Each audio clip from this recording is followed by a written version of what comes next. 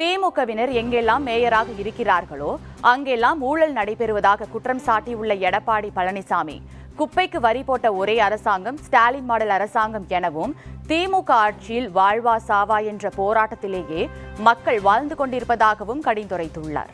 எரியிற வீட்டுல பிடுங்குவது லாபம். அப்படி திமுக கட்சிக்காரன் என்னென்னலாம் மேயரா இருக்கிறாங்களோ அங்கெல்லாம் ஊழல்.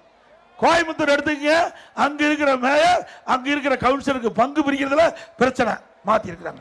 காஞ்சிபுரத்துல அங்க இருக்கிற ஆளுங்கட்சி மேயர், திமுக ஆளுங்கட்சி கவுன்சிலர், அங்க வர்ற பணத்தை பிரிப்பதில் பிரச்சனை, அங்க பிரச்சனை.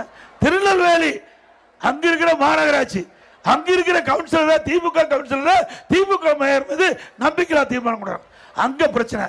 இப்படி தமிழ்நாட்டுக்கின்ற பல்வேறு மாநகராட்சியில மிகப்பெரிய முறைகேடு. அந்த முறைகேடெல்லாம் அண்ணா திமுக ஆட்சிக்கு வந்த பிறகு அதை முறையாக விசாரிக்கப்பட்டு சட்ட நீதியாக நடவடிக்கை எடுக்கப்படும். பன்னிக்கு வரி போட்டு அந்த பணத்தில் கொள்ளையடிச்ச அரசாங்கம் திமுக அரசாங்கம், கேவலமான அரசாங்கம். அங்க என்ன, நாய்க்கு வரி, பன்னிக்கு வரி, ஆட்டுக்கு வரி, மாட்டுக்கு வரி, எல்லாத்துக்கும் வரி போட்டு அந்த வரிய இந்த கொள்ளை கும்பல் பாகம் பிரிச்சு அதுக்குள்ள பிரச்சனை வந்து வெளிச்சத்துக்கு வந்து இன்றைக்கு நீதிமன்றம் வரைக்கும் போயாச்சு.